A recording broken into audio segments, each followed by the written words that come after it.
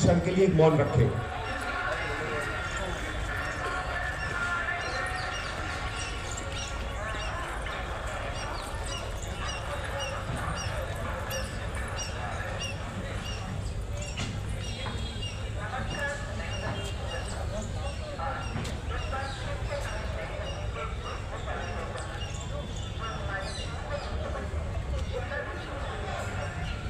ओम शांति शांति शांति। बहुत बहुत धन्यवाद। दिल्ली में मैसेज दे रहा है कि झूठों की सरकार नहीं चलेगी। दिल्ली में जो शीला दीक्षित ने काम किया उसका 1% भी नहीं किया। दिल्ली की जनता इसको बता देना चाहती है आने वाली 5 तारीख को ये जलाने से भी नहीं देना। अरविंद केजरीवाल गांधी जी यार इसे अरविंद केजरीवाल एक बड़ा चोर है। कांग्रेसी जो है जूते से रौंदते हुए हैं, जूते से रौंद रहे हैं केजरीवाल की तस्वीर को। जनता बहुत परेशान है और जमुना तो बिल्कुल भी साफ नहीं हुई है। ये तो जमुना साफ कैसे होगी? सरकार माने कि काम करना चाहिए। सरकार का काम ही है एक दूसरे पर झूठा आरोप देना।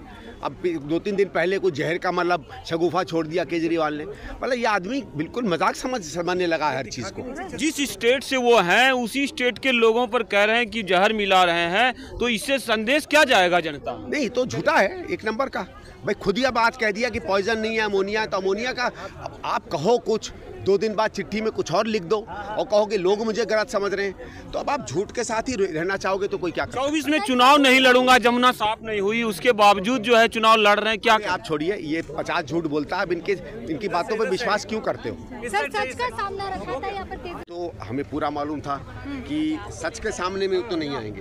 उनको अगर ऐसा मंच मिल जाए जहाँ बिना सवाल के कुछ चीजें पूछने लगे तो वो आ जाते हैं। सच सामना करने के लिए कभी भी केजरीवाल जी नहीं कर रहे, कैबिनेट बिठा के बात कर रहे हैं, पॉडकास्ट कर रहे हैं, लेकिन आपके सामने नहीं आए। क्यों? इसलिए क्योंकि मैं सही सवाल पूछता हूँ ना, और मेरे पास सवालों के सही जवाब हैं। जिनके साथ वो करते हैं उनके पास जवाब नहीं है, इसलिए वो वहाँ जाते हैं। मैंने कहा ना यहाँ आइए, आप ही के सवालों का, मैं आप ही के दिए हुए जवाबों का सामना करूँगा। नहीं कर पाए। आपने कांटेक्ट करने की कोशिश नहीं की? क्यों नहीं? नहीं किया, सब कुछ किया, चिट्ठी भेजी, उनके घर भेजी। अब वो नहीं आना चाहते तो क्या कर सकता है? ना आना किस तरीके से देखते हैं केजरीवाल का आपके सामने ना आना? सीधी बात है साहब, उनके पास कोई जवाब नहीं है। सच का सामना नहीं कर पाए। सच का सामना तो सिर्फ झूठा है जो नहीं कर पाता। केजरीवाल ने एक वीडियो जारी किया, उसमें कहते कि कांग्रेस को वोट मत करना दिल्ली वालों, आप कांग्रेस को वोट करेंगे तो भाजपा की सरकार आ जाएगी। क्या कहते हैं? ऐसा वो डर गया है। कांग्रेस को क्यों नहीं वोट करेंगे? कांग्रेस का वोटर कांग्रेस को वोट करेगा और किसे वोट करेगा? कांग्रेस से अपील करते रहे। कांग्रेस का वोटर कोई उनको थोड़ी वोट करेगा। आज आप लोगों ने केजरीवाल जी को बुलाया, वो तो आए नहीं। देखिए सच का सामना तो इतनी आसान चीज़ नहीं होती है। एक फरेबी, एक बेईमान आदमी को ऐसे स्टेज, तो इसी स्टेज ऐसे ही स्टेज सजा करके बना करके एक फरेबी आया था, बेईमान आदमी आया था और यहाँ डुगडुगी बजा करके कि कैसे दिल्ली की जनता को बेवकूफ़ बनाकर और दिल्ली की सत्ता हासिल करने आया था। और यही आंदोलन सबने देखी 2011 में अन्ना का आंदोलन था। जन लोकपाल की बात जब चली थी तो इसी स्टेज पे एक फरेबी बैठ करके, बेईमान बैठ करके अन्ना को भी धोखा दिया, दिल्ली की जनता को धोखा दिया, देश को धोखा दिया। ऐसी बेईमानी तो देखिए, जो बेईमान आदमी होगा ये ऐसे सच का सामना कर ही नहीं सकता। बेटे की कसम खाना, मुकर जाना और तब भी जमुना का साफ नहीं होना, ये क्या संकेत दे रहा है आज की राजनीति में? देखिए झूठे वादे, झूठी कस्में। अब मुझे लगता है कि अगर आपने ध्यान दिया होगा कि जो इस पूरे कैंपेनिंग में जो दिल्ली का चुनाव चल रहा है, इसमें देखा होगा कि उसने अपने बेटे की कसम नहीं खाई, क्योंकि अब उसको पता चल गया कि झूठी कस्में खाने से, अपने बच्चे की कसम खाने से अब जनता सजग हो गई है। जनता को पता है कि अब ये वाला फंडा नहीं चलेगा, बच्चे के कसम खाने वाला फंडा नहीं चलेगा। उस आदमी के पास, देखिए वो जादूगर है, उस आदमी के पास तरीके पता है कि क्या बातें करने से, क्या बातें करने से जनता को हम लुभा सकते हैं। देखिए अब जनता, दिल्ली की जनता जो आज कांग्रेस पार्टी, देखिए एक विकास की प्रतीक रही शीला दीक्षित, उनको अपमानित करने का काम किया। अब महिलाएं भी नहीं छोड़ेंगे उनको। ये अब मौका आ गया है कि अब देखिए ये जो विकास आज़ादी के बाद भी आपने देखा होगा, अभी तक इसके पहले का जितना भी, जब भी शीला दीक्षित की सरकार रही, आप देखिए चारों तरफ आप देखिए कि 65 आपके फ्लाईओवर्स बने, डीटीसी बसें चली। वो तो अपील कर रहे हैं कि आपको वोट नहीं देना है, वो वोट बीजेपी को जाएगा। बात देखिए, हमने गलती क्या की कि हमने वो मौका उनको जो मिला है ना, वो मौका नहीं था।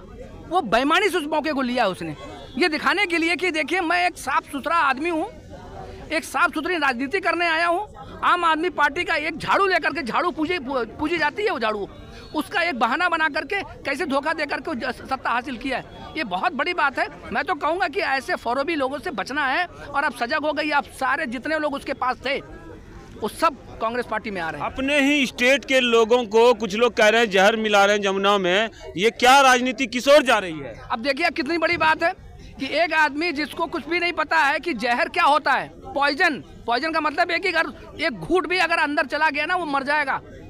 जहर की बात करना का मतलब आप समझिए कि कितना एक आदमी ऐसा फरेब करता है कि उसकी हाइपोथेटिकल बातें आप सुनिए आप कि कितनी बड़ी बात बोल दिया कि पूरे यमुना जो है वो जहर का पानी है, तो जो पिएगा वो मरेगा, नरसंहार हो जाएगा। आप बताइए, आप हम लोग पढ़े लिखे लोग हैं, दिल्ली की जनता को बेवकूफ बना रहे हो आप। क्या नरसंहार की तैयारी हो रही है दिल्ली में? देखिए नरसंहार की जो बात करने वाले हमारे अरविंद केजरीवाल, देखिए आप कोई सम्मान नहीं दे रहा है। अब आप हम ही गाली नहीं दे रहे हैं उनको, गली गली में जाइए, बच्चे गाली दे रहे हैं। क्यों दे रहे हैं? क्यों कोर्ट कचहरी मुकदमे बढ़ते जा रहे हैं? क्यों तुम जेल के अंदर, जेल की सलाखों में गए? क्यों तुम्हारे सारे मंत्री जितने भी विधायक हैं सब जेल की सलाखों में जा रहे हैं? कुछ न कुछ तो किया होगा, कोई तो प्रूफ है, कोई तो साक्ष्य है, कोई तो एविडेंस है, उसी की बिहाफ पे तो कोई अंदर जाता है। आज कोर्ट का दरवाजा भी वो खटखटा नहीं पा रहे। तो मैं तो यही कहूंगा कि ऐसे फरेबी लोगों से बच के रहना है। क्या करना है इस बार चुनाव में, क्या होगा उनका? देखिए उनका सफाया हो गया है, उनका सूपड़ा साफ हो जाएगा। ये जनता का मन है और दिल्ली की जनता ने मन बना लिया है।